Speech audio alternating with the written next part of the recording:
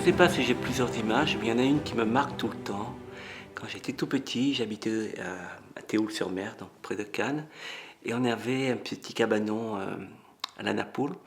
Je me rappellerai toujours, j'étais assis dans le sable et je voyais les gens arriver de la mer, les bateaux, et j'ai un souvenir extraordinaire de ce moment précis où j'étais assis dans le sable et que je voyais les gens arriver. Et je grattais le sable, je faisais déjà des châteaux de sable.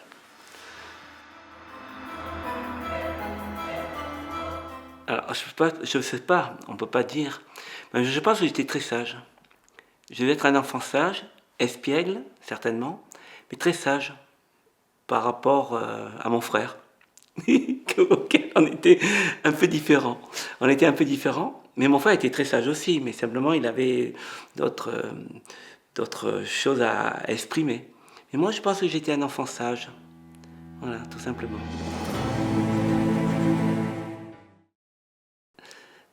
Ça aurait pu être mieux. Ça aurait été mieux, mais on ne pouvait pas s'entendre. Parce qu'on est deux caractères différents.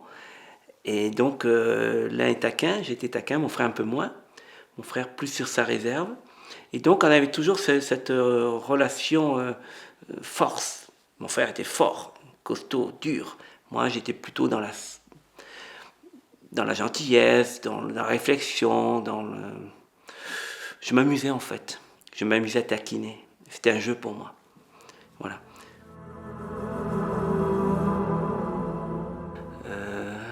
Dans la lumière, la côte d'azur, les arbres, les palmiers, le mimosa, euh, la mer, les îles de Lérins, l'île Saint-Honorat, l'île Sainte-Marguerite, tous ces moments, l'Estérel, tous ces paysages, j'ai pas de moments forts. Il n'y a qu'une chose qui me marquera toujours, c'est la période de Noël.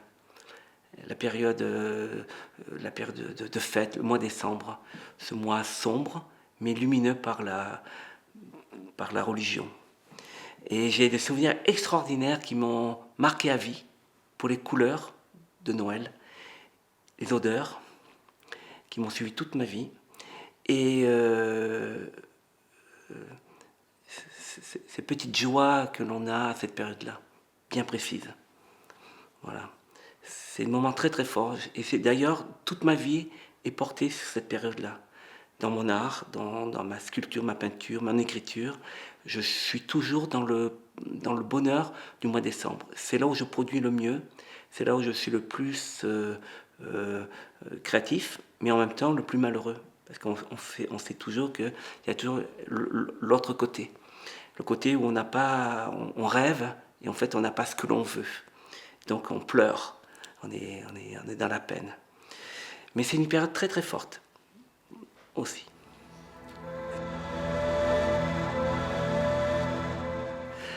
C'est pas une grosse bêtise, j'en ai jamais fait. J'ai jamais fait de bêtises, franchement non. Que des bêtises, mais rien, à recevoir des claques, mais c'était pas méchant. Je suis tombé tout habillé une fois dans l'eau, voilà, parce que je voulais ramasser des oursins au bord du port avec mon frère, toujours avec mon frère.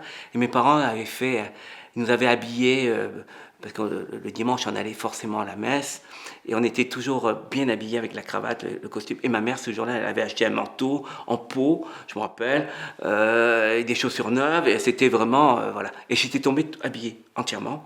Évidemment, très difficile, parce que dans la Méditerranée, l'eau est salée.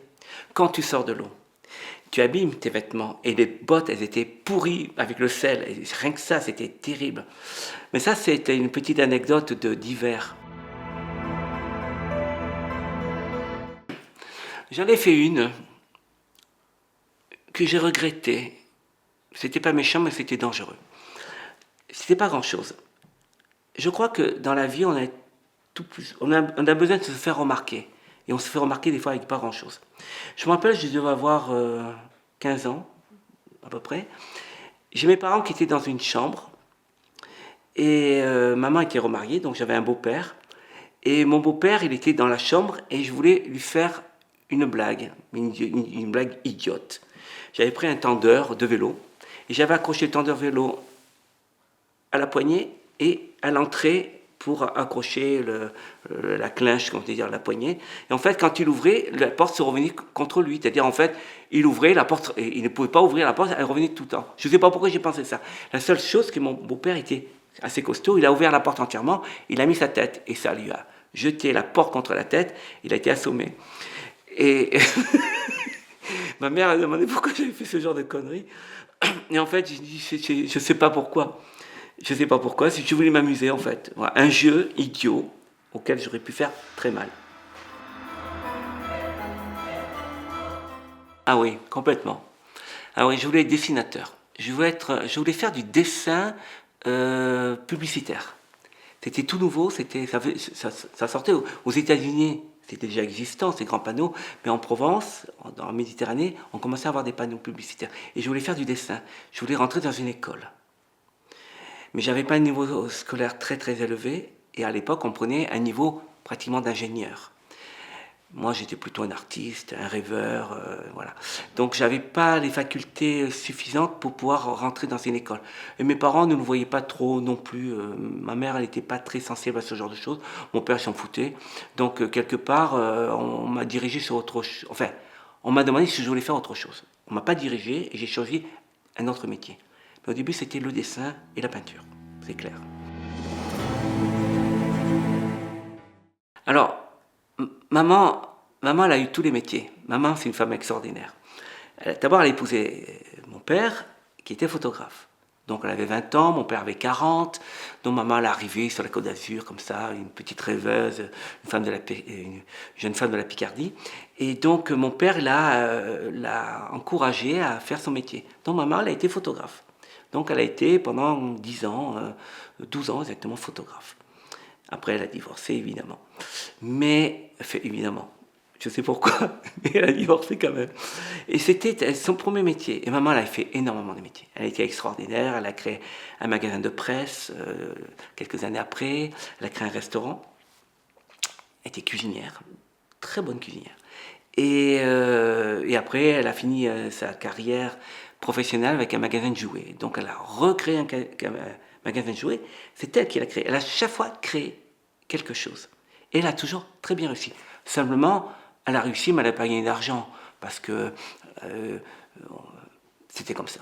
Elle n'est pas devenue riche, elle s'en est pas enrichie. Dans le commerce, en principe, voilà, il faut. Voilà. Mais par contre, elle s'est fait plaisir. Je crois que sa vie, c'est ça, c'est se faire plaisir. Et je crois que c'est ce que je vais raconter dans ma vie, c'est ça. C'est le plaisir que j'ai tous les jours.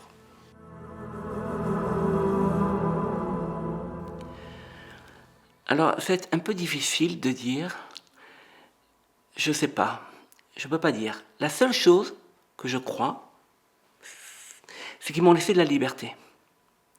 Ils m'ont pas contrôlé, ils m'ont pas embêté en fait. Ils m'ont pas embêté. Mes parents ils avaient une activité très prenante. Mon père était un artiste, il prenait sa moto, il partait à Nice, travaillait pour Nice Matin, pour apporter ses photos, à développer. Il avait des maîtresses, certainement, je crois qu'il en avait beaucoup.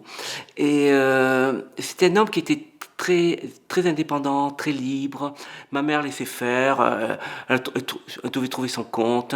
Elle était avec son petit monde à elle, avec ses deux enfants. Et mes parents m'ont pas... Je les ai pas vus en fait, mes parents. Ils m'ont laissé ma liberté, mon choix de vivre. Et je me suis construit tout seul. C'est un peu dommage. J'aurais préféré une structure derrière un peu plus forte. Ma mère a porté la culotte, donc elle était très sévère, très dure. Trop dure. Trop, trop dure. Mais on sait pourquoi. L'histoire le racontera par la suite. Oui, effectivement, on peut toujours penser que la liberté suit. Et je pense que ça a été ça. Je me suis libéré de tout. Et en fait, je me suis construit tranquillement avec ce que j'avais envie de faire. J'ai pas fait le dessin, j'ai pas fait la peinture, j'ai pas fait la sculpture que je voulais faire quand j'avais 10-12 ans, mais je l'ai repris derrière, après. Et j'ai eu la chance, où ma femme m'a laissé cette même liberté. Je crois qu'en fait, on m'a compris, peut-être quelque part, comment j'étais. Même si j'ai pas été un très bon élève à l'école, j'étais le dernier de la classe. Mon frère, c'était le premier. Moi, j'étais le dernier. Mais en fait, cette liberté m'a fait que je suis aujourd'hui parmi les premiers, dans ma catégorie, évidemment.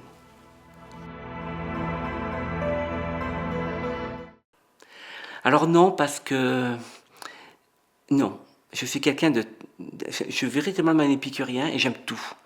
Une chose qui peut-être qui pouvait un peu être agaçant, quand j'ai été prématuré, il fallait me nourrir différemment. Donc on poussait sur le foie de veau. Voilà. Alors effectivement, je le mangeais, évidemment, bien sûr. Bon, à un moment donné, j'ai lâché prise. Non, non, j'ai pas de souci avec ça. Non, non, au contraire.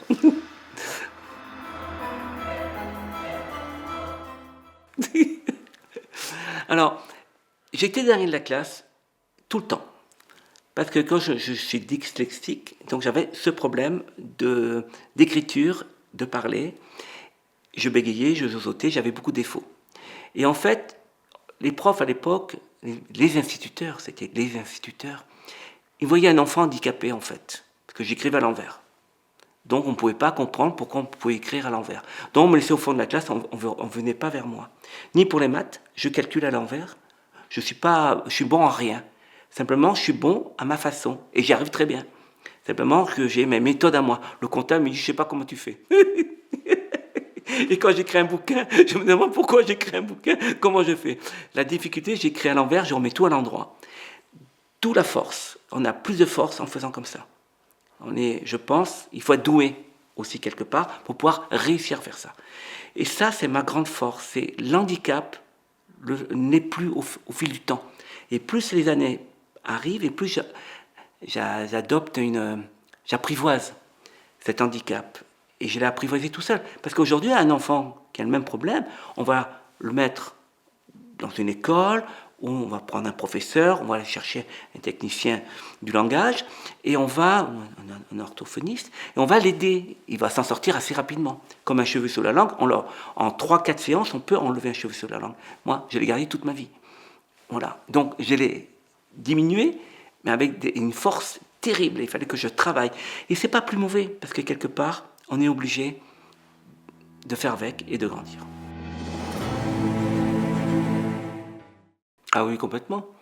D'ailleurs, si on regarde bien l'approche des gens, les gens qui ont réussi dans leur vie, soit on est super doué, super intelligent, super cultivé, on devient ce que l'on doit devenir.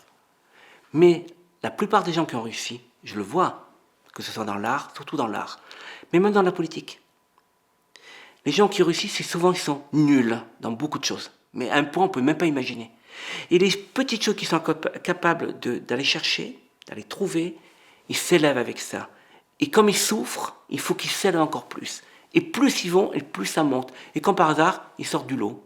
Et c'est souvent ces gens-là qui deviennent intéressants et ils deviennent aussi riches.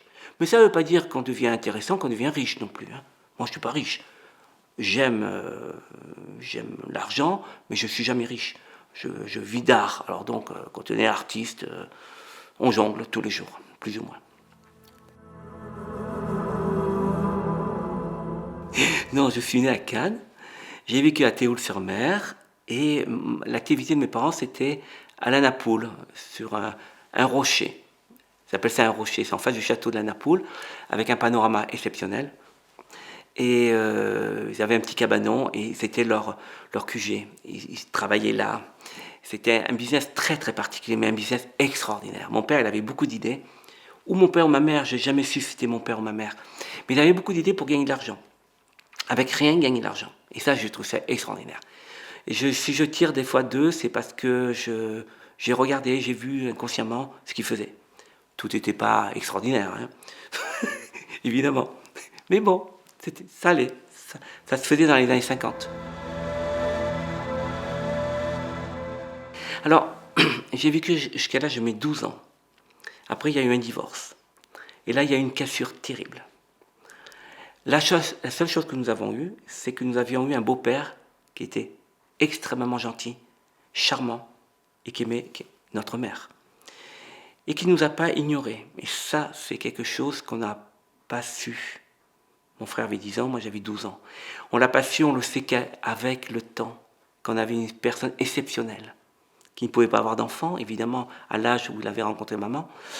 Et ça, c'est une partie de ma vie qui a été Qui a été difficile? Oui et non, parce que j'étais d'accord que mes parents divorcent. Maman m'a posé la question, j'étais l'aîné, et j'ai dit oui, je suis d'accord, je sais pourquoi tu divorces. C'est vrai, et ça m'a fait du bien. Mon frère, je pense, était peut-être trop jeune pour comprendre ce genre de choses, à 10 ans. Peut-être qu'il me dira le contraire plus tard, par la suite, mais je pense qu'il était un peu jeune. Moi, je l'ai compris, j'étais déjà adulte dans ma tête. J'étais déjà un petit homme. Voilà. Alors, oui, le divorce a été bénéfique quelque part aussi, je pense, avec le temps. C'est dommage, on a quitté un pays exceptionnel. Théoule-sur-Mer, c'est le plus beau village de la Côte d'Azur. Je pense que je me serais présenté comme maire. Ah oui, oui, si j'étais resté, j'aurais été le fils du photographe, même si j'ai pas été très bon, j'étais pas très très bon à l'école. Je pense que je me serais débrouillé pour être le maire du village. Euh, j'ai encore mes copains, c'est extraordinaire, j'ai encore des copains à Théoul, auxquels je passe tous mes étés en vacances. Mais par contre, ce qui m'a permis de faire ce que eux n'ont pas fait, justement, c'est de partir. Donc je suis parti à Montélimar, à la suite d'une panne de voiture. Maman, là, était extraordinaire. Elle est partie avec une voiture américaine. Mon père avait la folie des grandeurs. Il lui avait acheté une Studebaker. Une très belle voiture, une coupée magnifique, grise, avec le cuir à l'intérieur tout rouge. Et maman est partie précipitamment, bien sûr. Voilà. Et elle a oublié de mettre de l'eau. Elle a coulé toutes les bielles. Donc on s'est retrouvés à Courthézon avec la voiture qui fumait, donc à côté, ici, à côté de Cavaillon et d'Avignon. Et on a tiré la voiture, cette voiture américaine, jusqu'à Montélimar. Parce que mon beau-père était mécanicien. Et nous sommes restés 4 ans à Montélimar, en attendant de faire réparer la voiture. Alors, c'était un prétexte, peut-être. Mais nous sommes restés 4 ans. Donc nous avons été, mon frère et moi. J'associe toujours avec mon frère avec moi parce qu'on était deux. Donc, et nous avons vécu 4 ans à Montélimar. Donc une autre période de notre vie importante, nouvelle école, nouvel esprit, nouveau décor, enfin nouvel espace, nouvelle vie, confiné dans un appartement alors qu'on habitait dans une villa. C'était tout à fait différent. Alors, l'hiver précoce peut-être pas, mais non, j'ai pas l'impression d'avoir été. Du moment que j'étais d'accord de partir, je partais à l'aventure. Même si on est inconscient à 12 ans, on est dirigé par nos parents. Non, j'ai vécu 4 ans à Montélimar, une nouvelle vie, et je me suis découvert de plein de choses. Et c'est là que je me suis rendu compte, et ça m'a rendu service. Je me suis rendu compte que j'étais capable de faire des choses exceptionnelles à cette période-là. La scolarité était jusqu'à 14 ans. Et j'ai eu la chance de ma vie, c'est que l'État avait changé la date de scolarité à 16 ans. C'était passé de 14 ans à 16 ans. Donc je me suis retrouvé dans une classe, comme j'étais le dernier de la classe, normalement, dans une classe de préparation, on appelait ça une classe pratique. C'est une classe où on mettait les élèves en attendant qu'ils aient 16 ans, parce qu'on ne savait pas comment faire de ces jeunes. On était mis sur le côté. C'était ma grande force. C'est qu'on m'a mis dans une classe où on faisait de la cuisine, de la peinture, de la sculpture, des arts. Et là, je me suis découvert peintre. J'ai fait un décor, j'ai fait un des décors du théâtre de la ville de Montélimar. J'ai participé à un décor, je l'ai peint moi-même, je l'ai dessiné, je l'ai peint. J'ai fait du théâtre, j'ai fait de la cuisine, et j'ai fait tout ce que j'aimais. Et ces 2 années qui ont été extraordinaires m'ont développé mon esprit, m'a encouragé, et j'ai eu même un prix. J'étais le seul élève qui a eu sur 600 élèves avoir eu un prix, un cadeau. On m'a offert un voyage à Paris avec d'autres élèves. C'était un voyage qui coûtait beaucoup d'argent à l'époque. Et on m'a dit, Jean-Jacques Prévost, tu auras le cadeau de fin d'année du lycée Alexis, lycée d'Alexis de Montélimar, et on m'a offert ce cadeau. Donc, mon frère qui était le premier de la classe, ou parmi les premiers, c'est moi qui ai eu le cadeau. Et donc, il y a une revanche, pas contre mon frère, non, contre la vie, parce que mon frère, il faisait ce qu'il pouvait lui aussi. Contre la vie, c'est que, pour une fois, on me reconnaissait comme j'étais, c'est-à-dire un enfant, comme tout le monde. Et là, ça a été extraordinaire, je me suis éclaté dans le sport, dans la peinture, dans la cuisine. Mais ça n'a pas été facile. Ma mère n'a pas encore, elle m'a pas laissé faire. Ma mère, qui était brute de brute, elle m'a pas laissé faire. Ça, c'était un peu difficile pour moi. Parce qu'à l'époque, les enfants ne les considéraient pas vite comme des adultes. On ne leur donnait pas ce pouvoir que l'on donne aujourd'hui. Un enfant de 5 ans, mon petit-fils il a 5 ans, je lui donne le pouvoir complet. Je le contrôle, ses parents le contrôlent. Ma fille, c'était pareil, à 8 ans, elle était déjà... je l'avais déjà entraînée dans les choses extraordinaires. À l'époque, j'avais 12 ans, j'étais maladroit, donc je ne pouvais pas faire la vaisselle. J'étais maladroit, je ne pouvais pas faire la cuisine. Et quand elle n'était pas là, je faisais la cuisine. Et bien sûr, quand on arrivait à la maison, ça sentait la cuisine. Et je me faisais engueuler. Donc j'étais obligé de cacher ma cuisine. Je me rappelle, j'avais fait des nougats, nougatines, comme j'étais gourmand, je faisais des nougatines avec des amandes. J'avais caché mes bâtons de nougatine au-dessus de l'armoire de ma chambre à coucher. Et bien sûr, quand ma mère est arrivée, elle a senti.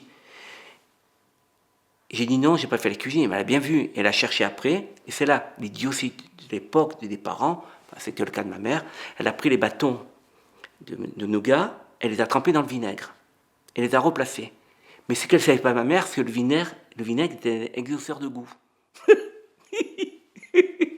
Donc, bien sûr, il avait le goût de vinaigre, mais c'était pas mauvais. Je me suis autant régalé. Mais ça a été une punition. Elle a comme me faire une punition, c'était ridicule. C'était à l'époque ridicule. On ne faisait pas confiance. Alors, j'avais pas 12 ans, là, j'avais déjà 15 ans, 16 ans. J'avais 15 ans même, j'avais 15 ans. Donc, j'étais déjà un petit adulte, j'avais déjà en pleine puberté.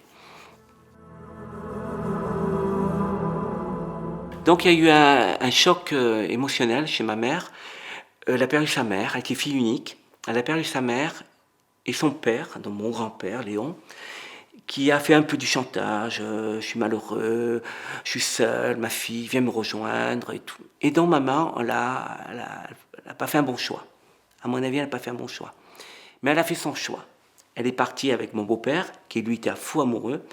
Elle a quitté Montélimar, la Drôme provençale, pour arriver en Picardie. En pleine Picardie, près d'Amiens. Entre Doullens et Frévent, à Bouc-Maison, un petit patelin incroyable.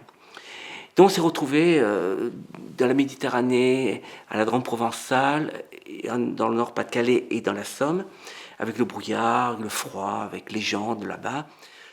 Donc une fois de plus, il a fallu que je me réadapte complètement à cette situation. Mais encore, ça ne m'a pas dérangé. Parce que j'ai eu la chance. Et ma mère, elle a été très forte à ce niveau-là. Elle a réussi à me trouver un emploi. Comme j'aimais. Bon, je voulais être pâtissier. Elle n'a pas pu. Donc j'ai été cuisinier. Mais quelque part, je me suis rattrapé avec la pâtisserie. Donc on a retrouvé une grande maison étoilée Michelin, la référence d'Arras, chez Jean de Troyes, le Chanzy, c'était la référence de l'époque. Donc il a eu besoin d'un jeune, apprenti de 16 ans. Moi j'étais une bonne famille, sérieuse. Il a vu que j'étais une famille correcte, polie, propre, je pense. Et j'ai tenu 4 ans dans cette maison. Voilà. Donc je suis resté pas mal d'années en Picardie, pendant 7 ans. J'ai vécu une autre vie avec d'autres gens. J'ai adoré. J'ai adoré. Je me suis adapté avec les gens. Je les trouvais merveilleux, comme bienvenue chez les ch'tis. J'ai eu la même sensation. J'ai pleuré quand je suis arrivé. Et quand je suis parti, j'ai pleuré. Parce que j'ai quitté quelque chose. J'ai quitté des gens. J'ai quitté des gens merveilleux, humains, comme partout. Mais là, peut-être plus. C'était une très très belle expérience. Et j'ai appris mon métier surtout.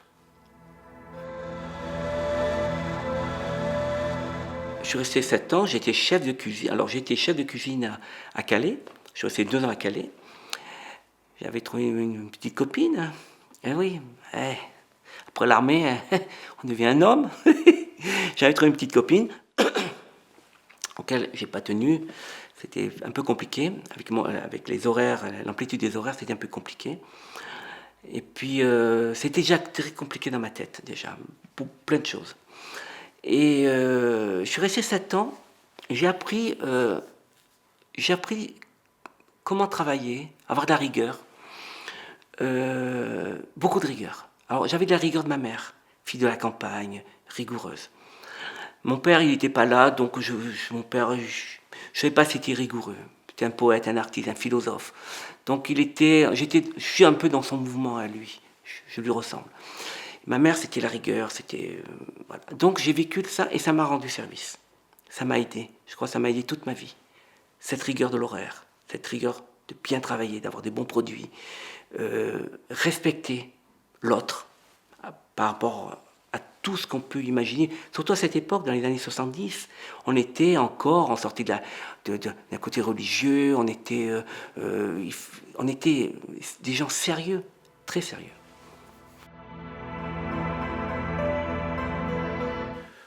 C'est une troisième naissance. La Côte d'Azur, Montélimar, la Picardie. Je crois que j'ai eu 4 passages dans ma vie très importants. C'est ce qui me construit en fait. Moi je suis toujours dans les 203. Je suis toujours le 1, le 2, le 3, toujours, dans tout, dans tout. Mais j'ai 4 choses. Donc c'est le plus, c'est la gourmandise on va dire, c'est la cerise sur le gâteau. Je pense. Alors là c'est la vie de l'homme qui démarre. L'expérience, on sort de l'armée, on a une petite copine, 2, 3, qu'importe, on s'amuse. On découvre, on cherche. On cherche surtout à savoir ce que l'on aime et comment on va être dirigé dans la vie. Le vrai problème qu'il y a dans ces années-là, comme mes parents ne m'ont pas suivi dans mon éducation d'école ou sexuelle, j'étais perdu tout le temps. J'avais pas de repères, en rien. C'était ma grande difficulté. Je n'avais pas de repères, donc je me cherchais tout le temps. Et je me cherchais normalement, sans handicap. J'étais pas malheureux. Simplement, je papillonnais dans plein de choses. Et il a fallu des années pour comprendre ce cheminement. Donc, aujourd'hui, à 66 ans, j'arrive à faire une analyse et pouvoir l'écrire. Donc, après, c'était ma vie d'homme, d'adulte. Là, j'ai commencé à avoir un poste important comme responsable, seconde cuisine. Et puis j'ai créé ma première affaire. Et là, encore une autre histoire extraordinaire. Comment je suis arrivé ici? Encore une autre histoire. La Picardie, j'aimais bien, mais à un moment donné, il me manquait le soleil, la lumière. J'avais besoin de retrouver les saveurs du midi, les couleurs surtout. Ce soleil qui me manquait beaucoup. Ces odeurs de bouillabaisse, de mimosa, ce que j'aimais, mon enfance qui m'a nourri. Donc je suis reparti à l'île de Porquerolles. Et j'étais seconde cuisine. Alors que j'avais été chef de cuisine à Calais, mais je m'étais rendu compte que j'étais beaucoup trop jeune, que j'avais des lacunes. Comme j'avais des lacunes en Picardie, je me suis dit non, il faut que je continue à apprendre mon métier comme seconde cuisine. Donc je me suis retrouvé à l'île de Porquerolles. Et après ma saison, je suis reparti en Picardie pour retrouver ma mère. Juste pour aller patienter quelques mois pour faire une saison au ski. Donc une saison de chef de cuisine dans une station de ski. Et en partant de l'île de Porquerolles vers la Picardie, j'ai eu une panne de voiture à Cavaillon. Alors, l'histoire est plus cocasse. Je ne vais pas rentrer dans les détails, c'est compliqué. Si? L'histoire est cocasse, évidemment. Je ne vais pas arriver par hasard. J'ai mon frère qui était dans le coin, qui fréquentait une jeune femme très jolie fille aux yeux bleus, brune, magnifique. Une petite cavaillonnaise, une famille de 13 enfants. Et quand je suis arrivé à Cavaillon, mon frère me présente cette fille. Et mon frère est 2 ans de moins que moi, donc à l'époque j'avais 23 ans, mon frère avait 21 ans. Et je lui dis, mais qu'est-ce qu'elle est belle cette fille, elle est extraordinaire. Hein. Elle n'a pas des sœurs, mais en rigolant. Et mon frère me dit, oui, elle en a 9. Je dis, quoi? Je dis, quoi cette histoire? Il dit, mais c'est une famille de 13 enfants. Je dis, ah bon? Ah, mais c'est extraordinaire. Et alors, il y en a des célibataires dans le lot. Il me dit, il y en a une qui est au-dessus. J'ai comme ça une qui est au-dessus, elle habite au-dessus de chez moi. Je dis, mais tu plaisantes ou quoi? Alors je lui ai dit, quand on a 22, 23 ans, on est audacieux, on n'a pas de scrupules, il n'y a rien qui nous gêne, on n'a pas de retenue puisqu'on n'a pas de passé, on n'a pas de point de repère. Donc on s'avance sur quelque chose de tout nouveau. Et c'est là que mon histoire commence en fait. Ma vraie histoire commence comme ça, parce que je raconte une autre histoire évidemment pour écourter tout ça. Mon frère m'avait offert des chocolats. quand je suis arrivé. Et je lui dis, écoute, je vais faire quelque chose, je vais aller au premier étage, je vais taper à la porte avec tes chocolats. Mais je dis, ça va pas, non, tu la connais pas. Justement. Donc je monte et je tape à la porte. Et j'entendais des filles rigoler, j'entendais 2 filles rigoler, je tape à la porte et il sort une très belle brune aux yeux bleus. Et je la regarde, je lui dis bonjour. Elle me regarde avec un beau sourire, elle me dit oui. Ah, je crois deviner, vous êtes le frère de Jean-Pierre. Je dis oui. Ah, il vous a parlé de moi? Oui, oui. Je viens vous offrir des chocolats, mais c'est gentil. Et puis mon histoire commence comme ça. Voilà. Donc je reste à Cavaillon. Alors bien sûr, l'histoire que je raconte, souvent je dis j'ai rencontré ma femme sur le marché de Cavaillon, m'a vendu des melons. Effectivement, tout le monde ici aidait les neveux, les nièces, les enfants, aidaient les oncles, les parents sur les marchés. Mon histoire aurait pu être vraiment ça, j'aurais pu rencontrer ma femme sur le marché de Cavaillon en train de me vendre des melons. Je le raconte souvent cette histoire parce que j'abrège tout ça, j'ai pas besoin de raconter tout avec mon frère. Mais c'est une histoire de gourmandise encore. Ça n'aurait pas du melon, c'était des chocolats. Donc on est toujours lié à quelque chose. Là, en l'occurrence, c'est des chocolats. Parce qu'elle m'a dit oui, mais c'était aussi les chocolats. Elle m'a pas dit oui pour oui. Il y avait une gourmandise derrière. Il y avait quelque chose il y avait un compromis. Et je pense que ce qui est important, c'est que dans la vie, on est toujours attiré par quelque chose. Là, en l'occurrence, c'était le sourire, le chocolat, la jeunesse, la disponibilité, plein de choses, on ne sait pas. Je pourrais jamais me dire pourquoi elle a dit oui et pourquoi on a continué comme ça.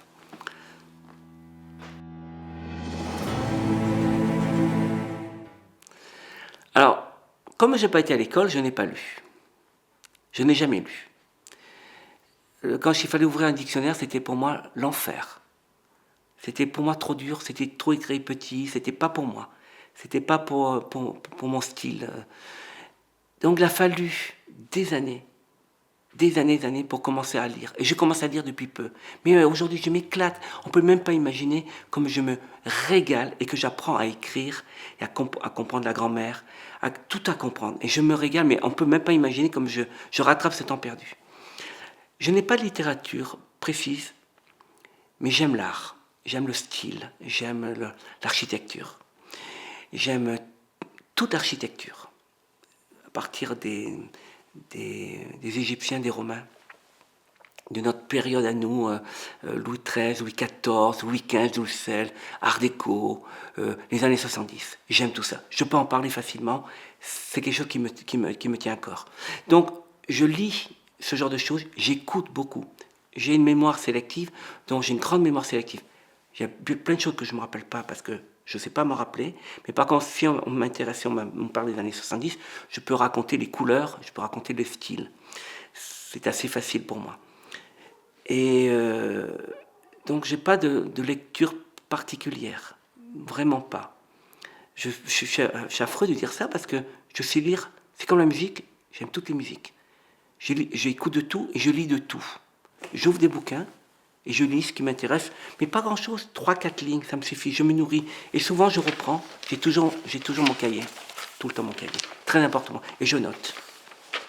Et je note, et je note. Et il y a des mots que je ne connais pas. Aujourd'hui, avec les iPhones, c'est extraordinaire. Je deviens savant avec ça. Je m'éduque avec ça, constamment. Et je me dis, mais pourquoi je ne l'ai pas eu à 14 ans? Aujourd'hui, je serai auteur, écrivain, j'en suis sûr. J'en suis sûr. Même avec mon handicap de dyslexie. J'ai du mal à le dire. J'arriverai toujours à du mal à le dire.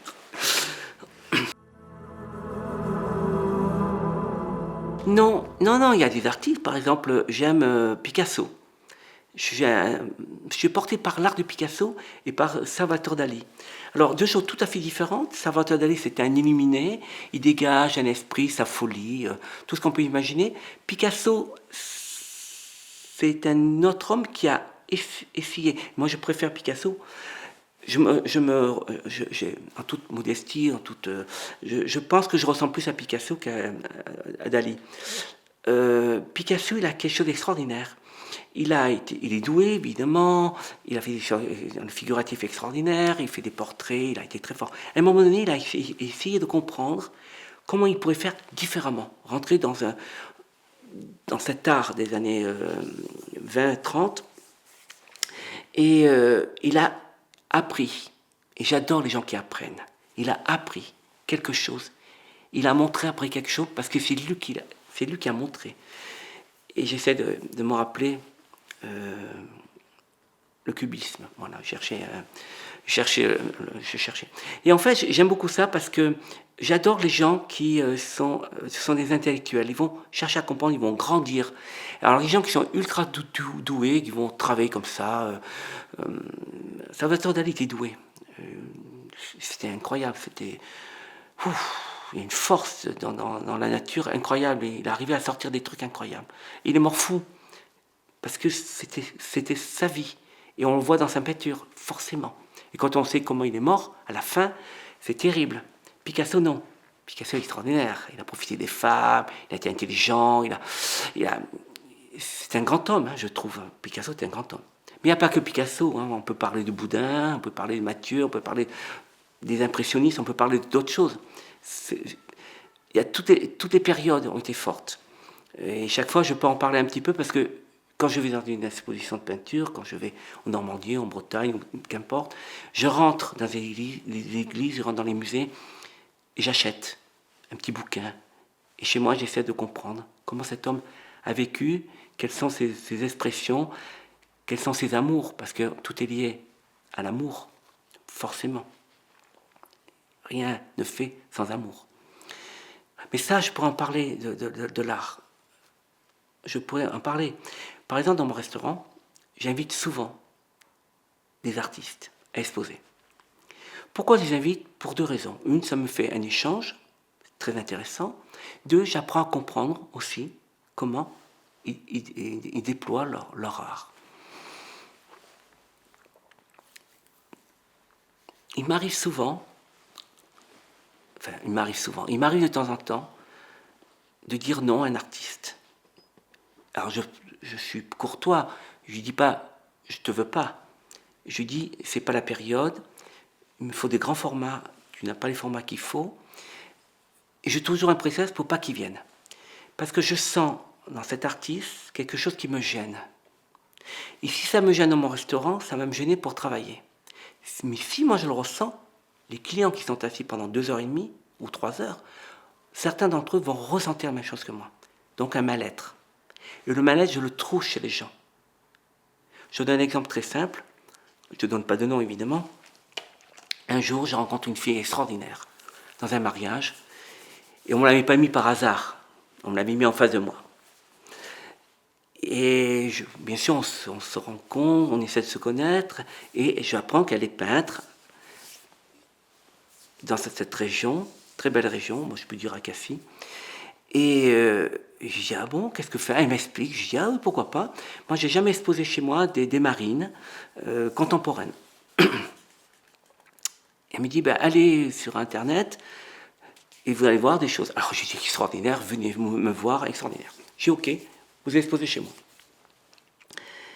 Et sur les 8 tableaux que je choisis, donc il y en avait 10, dont un qu'elle me ramène, que je n'avais pas choisi, qui était magnifique, qui avait les couleurs que j'aimais, qui avait cette force. Et dès qu'elle le pose, là, je me dis, ça ne peut pas faire, je ne veux pas le garder ce tableau. C'était le plus grand, c'était un des plus beaux, mais je ne pouvais pas me donner des frissons, j'avais les poils qui s'hérissaient. J'étais très sensible, j'étais pas bien, j'étais vraiment pas bien. D'ailleurs, je le ressens encore, 15 ans après. Et je me dis, ça ne peut pas faire. Et je lui dis, excusez-moi, je ne veux pas garder ce tableau. Il me gêne, il me tourmente. Je dis, ah bon, pourquoi? Alors elle était avec sa mère, elle était accompagnée de sa maman. J'ai dit, non, c'est pas grave, on va. Elle m'a dit, non, vous en avez trop dit là, il faut vraiment me dire. J'ai dit, mais ça va être dur pour vous. Elle m'a dit, comment ça va être dur? Ce tableau, vous voyez, je sens la mort. Il y a la mort dans ce tableau. Je le sens, pendant que je vous parle, il y a la mort. Et tout d'un coup, cette femme, elle s'assoit, sa mère s'assoit, elle se met à pleurer, mais à pleurer toutes leurs larmes du corps. Ça me soulage. Et elle, encore plus. Alors, c'est quoi? Pendant que j'ai fait ce tableau, j'étais dans la pensée de mon frère qui s'était pendu, qui s'était suicidé.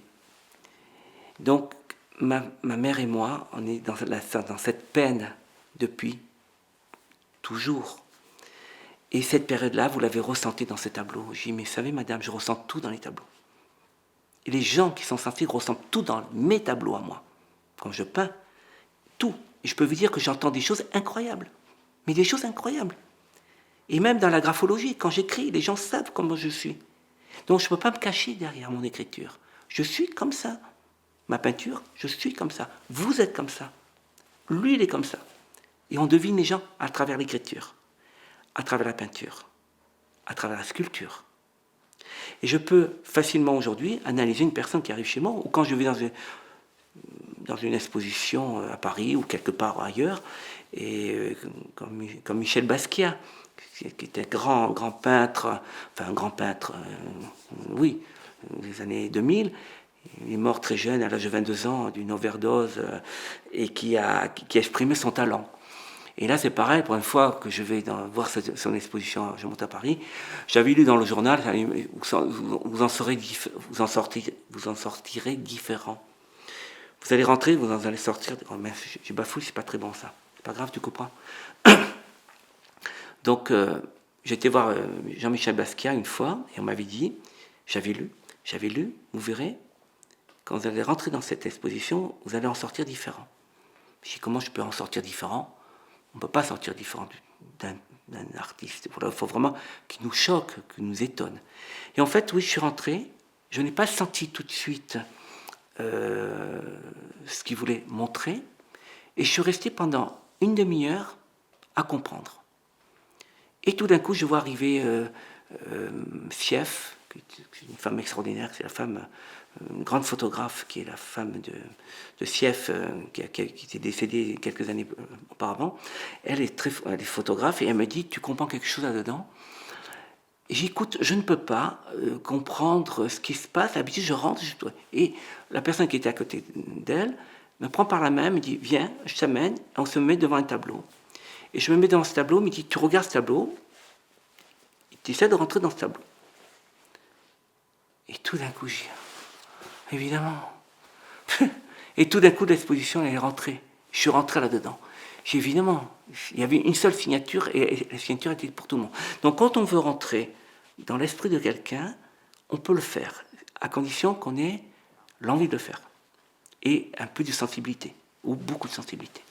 Et donc Basquiat, Jean-Michel Basquiat, je ne vais pas acheter ces tableaux, c'est pas mon truc. Si je vais acheter, c'est pour faire de l'investissement, mais c'est pas mon truc. Je suis pas dans cet esprit-là. Tant mieux les gens qui vont mettre 3 millions d'euros dans son tableau, je suis flatté pour lui, même s'il est plus là, il est mort malheureusement, mais il ne va pas en profiter, le pauvre. Et moi, à mon vivant, j'aimerais bien profiter de mes tableaux qui valent 2 millions d'euros. Oh, j'aimerais tant. Non, mais c'est pour dire que l'art, c'est comme dans la peinture, comme dans tout, c'est une approche de l'être humain, une sensibilité. Voilà. Et un homme politique, quand il parle à la télévision, on essaie de comprendre ce qu'il dit. Et quand on est très fort, quand on a fait du théâtre, je dis ça parce que notre président actuellement a fait du théâtre, quand on a fait du théâtre, on est droit dans ses bottes et on ne peut pas mentir. Parce que si on ment, ça se voit. Les yeux dévient légèrement, souvent sur la gauche. C'est pour ça que quand le président il parle, je regarde à quel moment il dit vrai à 100%. Mais il ne triche pas, parce qu'il a appris à ne pas tricher. Donc il est très fort. Et ça, je trouve ça merveilleux, de pouvoir s'exprimer droit dans ses bottes, sans. Le général de Gaulle était extraordinaire pour ça. J'aimais beaucoup, je le regarde en ce moment, parce qu'on vient de fêter les 50 ans de sa mort. Et je suis en admiration parce que lui était droit dans ses bottes. La politique, on sait que c'est du mensonge, il y a beaucoup de. Bon, on comprend. Mais lui, il avait cette force, déjà, droit, il regardait, il ne connaissait pas ce genre de truc, je crois pas. On n'était pas dans l'art comme ça, on n'était pas aussi fin à l'époque. Et lui, il était comme ça. Je pense que tout ce qu'il a fait, c'était droit. bien ou pas bien, qu'importe. Mais au moins, quand il disait quelque chose, le regard de la caméra, il regardait la caméra, il ne déviait jamais la caméra, jamais. Beaucoup de gens dévient la caméra, tout le temps. Et ça, je le vois. Les yeux partent comme ça, j'y sais pas très très bon. C'est qu'il cache quelque chose ou qu'il ne veut pas dire quelque chose. Pour pas gêner, des fois, par pudeur.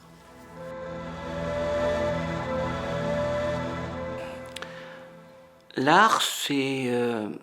chacun va chercher ce qu'il ressent, de toute façon. Il n'y a pas de règle pour personne. Moi, quand je regarde un tableau,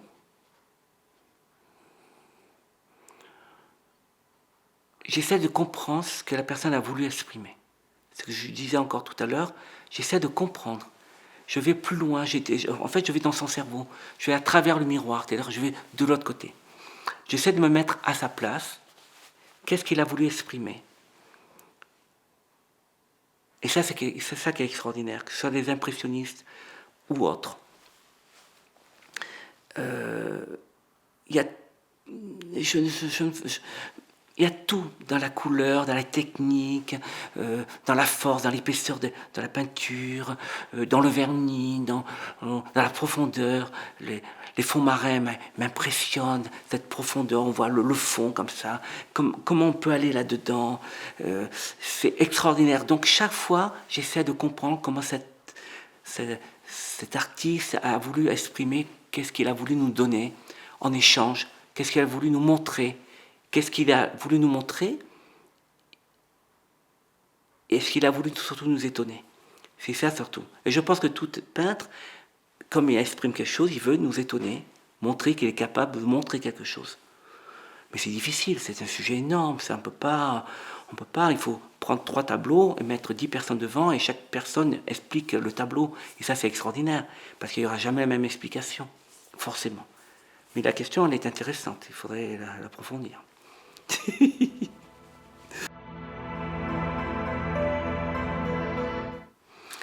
Alors ça c'est une question intéressante, mais en sachant que moi personnellement je n'ai pas ce problème. J'exprime ce que je ressens dans la peinture. J'ai des blocages, comme tout le monde, on a des blocages. Si j'ai des blocages, c'est peut-être parce que j'ai pas d'imagination ou je suis pas prêt à créer. C'est comme dans la cuisine. Moi, j'associe la cuisine avec la peinture, avec la sculpture. Combien de fois je suis extrêmement bon et doué dans une période très courte, et où là, je sors des choses incroyables. Je me dis, mais je me dis pas, je sors. Je dis, je sors, qu'importe.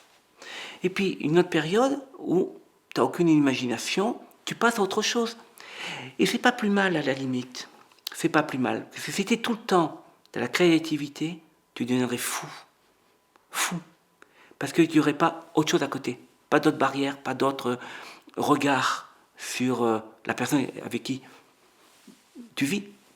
Les enfants avec qui tu élèves, ton voisin, ton fournisseur. C'est pour ça que Salvatore Dali, il était un génie, mais un fou dans son génie. Il est mort fou parce qu'il avait... je crois qu'il n'était pas assez cloisonné. Il ne faisait pas la part des choses, peut-être, pas la part des choses, pour laisser, justement pour laisser libre la part des choses. Aller chercher cette liberté. Alors moi, la question que tu me poses, c'est vrai, je ne sais pas comment chercher... je sais, toi, mes yeux partent dans tous les sens, parce que j'ai pas de réponse. J'ai pas de réponse concrète, parce que j'ai pas de difficultés en fait. Par contre, je sens les difficultés chez les autres. Je le sens, parce que quand ils sortent quelque chose qui est noir, tout en noir, sombre, pas fini, pas structuré, c'est compliqué. J'avais appris, quand j'ai eu la chance d'avoir un enfant, quand j'ai eu ma fille Sandra Rose, j'ai écouté les gens. Parce que j'ai la chance dans un restaurant où il y a les gens cultivés, il y a les gens qui vous expliquent plein de choses. Donc tu es toujours à l'écoute des gens, forcément. Et j'avais bien compris que la fille, à l'âge de 8 ans, elle devient femme, son cerveau est terminé, elle a une expression Ces expressions sont fortes, sont établies. Le garçon, non, on sait bien, on commence à être adulte, vraiment, fini, quelque part, à 32, entre 30 et 32 ans, où là, on est à 32 ans, on devient fort, adulte, et on devient... voilà, ça c'est dur, ça. Quand tu me coupes comme ça, c'est terrible, c'est dommage. Et oui, mais ça, moi, dès que je dévie, c'est dommage. C'est dommage. Oui, donc je reprends sur ta question. S'il y a des gens qui peuvent s'exprimer, d'autres un peu moins, c'est que ce qui ne peut pas s'exprimer, c'est qu'il est bloqué de plein de choses. Peut-être bloqué depuis le ventre de sa mère. Il y a peut-être un blocage à partir de là. La mère peut-être s'est interdit certaines choses. Et puis après, quand il est né, on lui a interdit certaines choses. On lui a obligé de faire d'autres choses. Et ça, c'est la souffrance. Et quand tu es dans la souffrance, tu ne peux pas toujours exprimer comme tu aurais envie. Moi, j'exprime. J'étais dans la souffrance, effectivement. Mais je n'ai pas été autant que ça parce que j'ai compris que quand on est né, il y a un chromosome. Ce chromosome, c'est le chromosome du bien-être, de l'empathie. Et je suis né avec ça, je crois. Donc il y a beaucoup de gens qui sont nés avec ça. C'est pour ça qu'il y a des gens qui expriment énormément et qui réussissent. Et s'ils ont la chance d'avoir quelqu'un à côté d'eux tout au long de leur vie qui les accompagne, alors c'est encore mieux. Moi, ça n'a pas été mon cas. Moi, j'ai une femme qui est extraordinaire, qui a beaucoup de qualités, mais qui ne m'a jamais accompagné, qui m'a laissé faire, mais qui ne m'a pas accompagné. J'aurais aimé avoir quelqu'un qui m'accompagne, parce qu'en m'accompagnant, j'aurais développé. Parce que peut-être un manque de confiance en soi, et un manque de connaissance. Parce que quand on est deux dans la même connaissance, on fait grandir l'autre. Ma mère me disait toujours quelque chose d'extraordinaire. Maman, elle est morte à 86 ans. Elle était extraordinaire, ma mère. Elle me disait tout le temps qu'il faut être bien accompagné. Et en étant bien accompagné, on gagne du temps. On a des avancements. Et en même temps, elle me disait ça pour la politique. Elle me disait, un homme politique, souvent, il a des maîtresses. C'est pas parce qu'il a envie d'avoir que des maîtresses, c'est parce qu'il apprend avec ses maîtresses. Il apprend à continuer la vie, amant ou maîtresse. Il y a les deux. Quand je dis maîtresse, ça peut être amant. Aussi. Et ça, c'est très important de le dire parce qu'on grandit avec les autres tout le temps. Et pour moi, vivre avec quelqu'un à 100%, là je passe du coq à l'âne de ta première question, mais vivre 100% avec une personne, c'est bien, à condition qu'il y ait une osmose exceptionnelle. Mais plus que ça, que moi j'ai jamais connu. Je ne peux pas connaître ça parce que je ne vais pas chercher la personne qui est capable de me suivre. Je vais toujours chercher les personnes qui me donnent ma liberté. Ma femme, je savais pourquoi elle était. Je connais les défauts de ma femme dès que je l'ai rencontrée, mais ça me convenait. Tout à fait. Voilà. Et donc j'ai joué avec. Alors je m'en plains aujourd'hui parce qu'évidemment, elle ne m'a pas suivi. Mais elle m'a laissé cette liberté que je voulais. Je voulais être libre, qu'on ne me fasse pas chier. Voilà. Donc j'en prends à mon grade. J'essaie de comprendre pourquoi j'ai suivi une voie simple auquel je n'ai pas grandi vraiment. Je suis resté dans la modestie.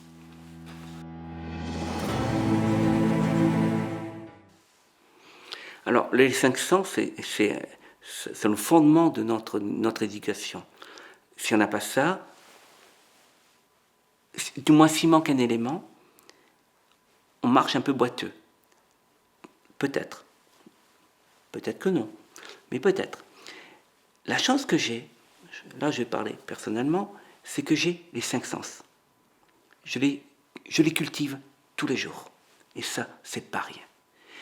On m'a interdit de faire de la peinture, de la sculpture, parce qu'on m'a dit non, tu n'as pas un niveau scolaire important, tu ne feras pas une école, tu ne seras pas ingénieur. Mais on m'a rendu service, parce que je suis rentré dans le monde de l'hôtellerie, de la restauration. Et ce 5e sens, c'est le plus important. C'est le plus important. Dans le 5e sens, qu'est-ce qu'on retrouve? On est bien d'accord. L'odorat, le goût, la vue, qu'est-ce qu'elle est importante. L'ouïe, qu'est-ce que c'est important. Et le toucher. On a les 5 sens. Sans ça, on est boiteux. Je me répète, on est boiteux.